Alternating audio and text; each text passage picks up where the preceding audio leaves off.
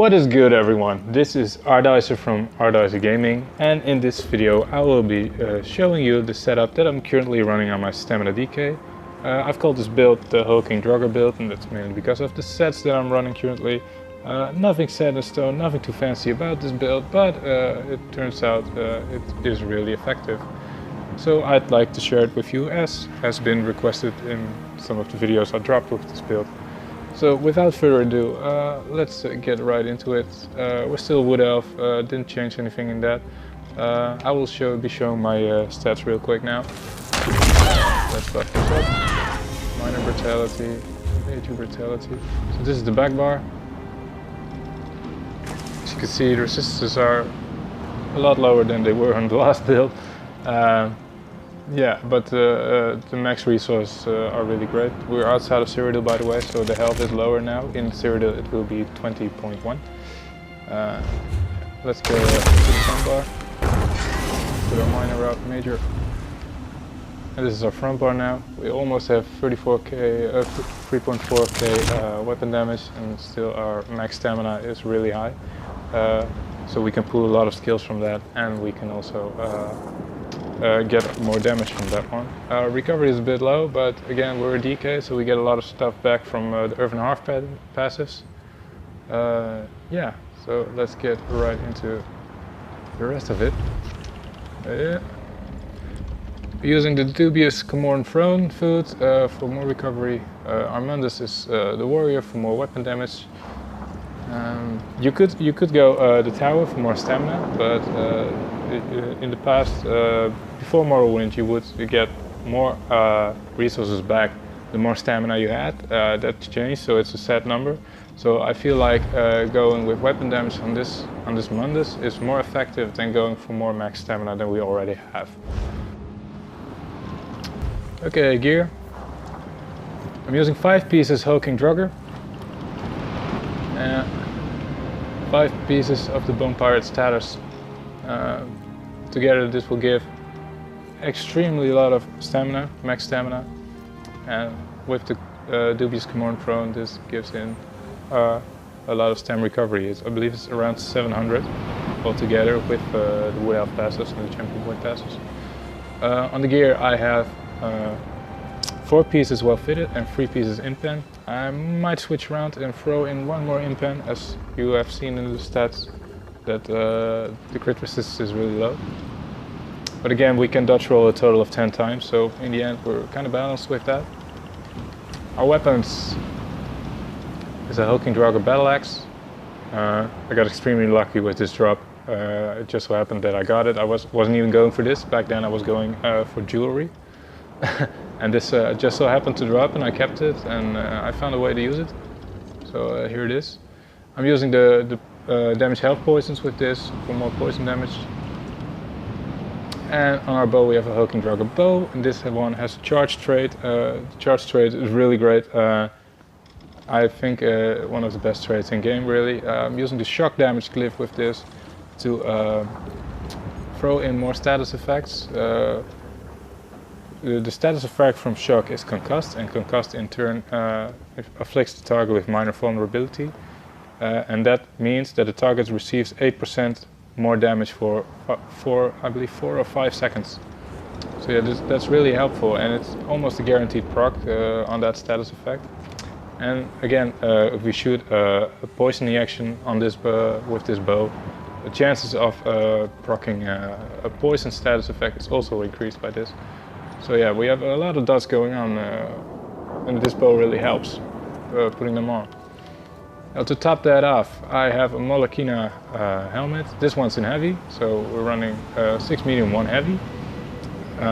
You could actually run the Hulking Draugr and the Bone Pirate on the body, but then you will miss out on 1 piece heavy.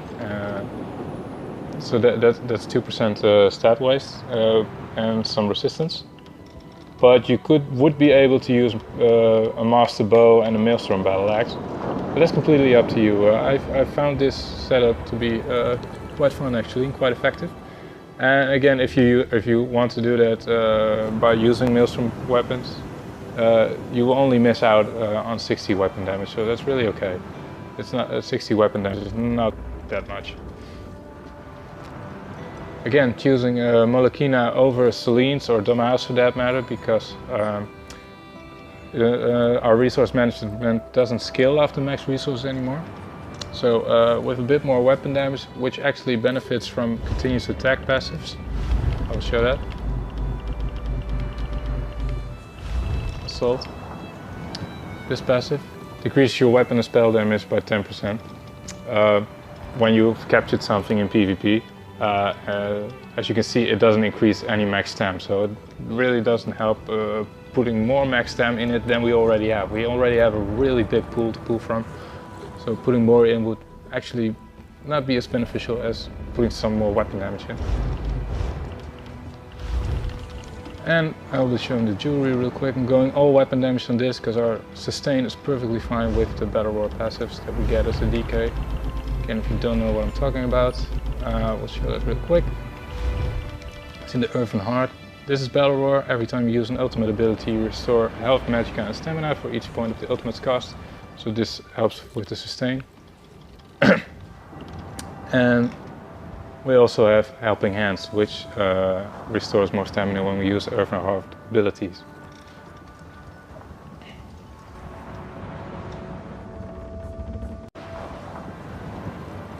Showing the rest of the skills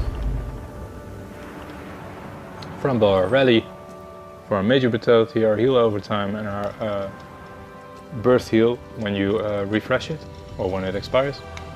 Stampede for a cap closer and an extremely useful snare, 60%. You can't miss out on that. When you put this snare on someone, they're so much easier to hit. Venomous Claw, Stam DK dot. One of the strongest dots in game, and I really love this one. And Dizzying Swing for some bursts, Reverse Slice for an execute, and Take Flight as our ultimate. As you can see now, this is unbuffed and we're at 20k physical damage already. In PvP this goes up to almost 23k physical damage.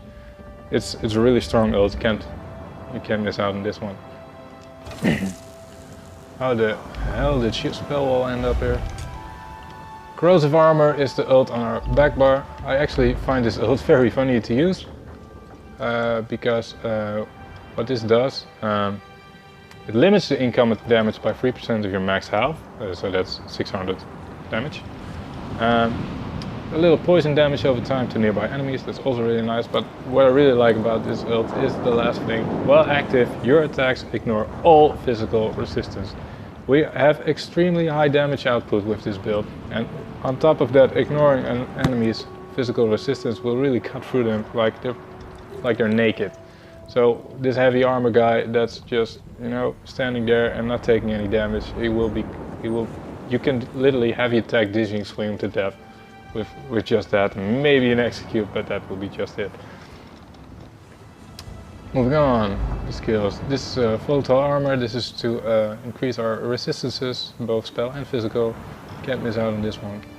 Poisoning action, another strong dot, and it works kind of as an executor because the damage gets increased by 260% to enemies below 50% health.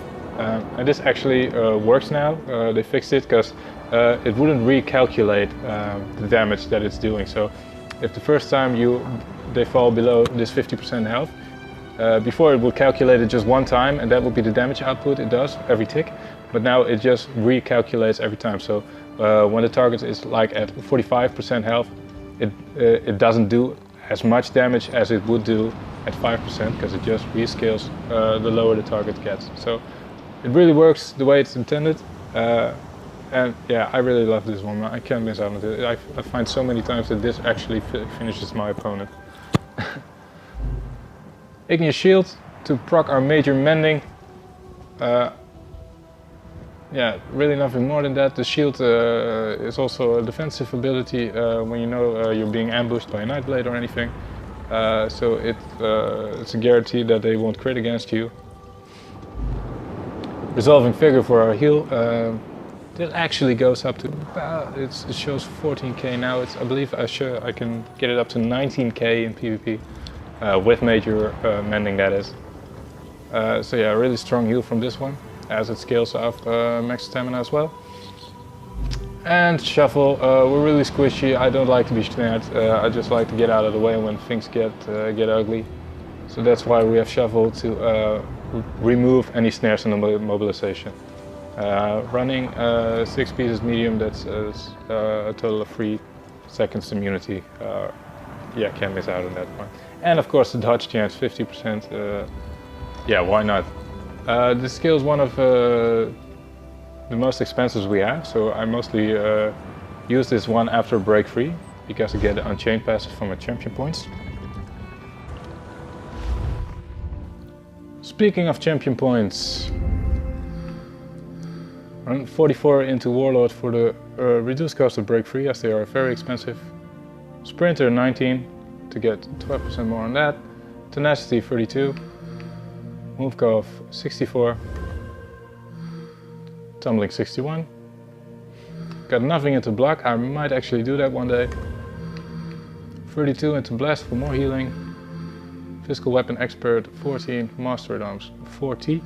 Sharing blows 13. Damn you max orcs. Formature, it's 15.1%, 37 points into this.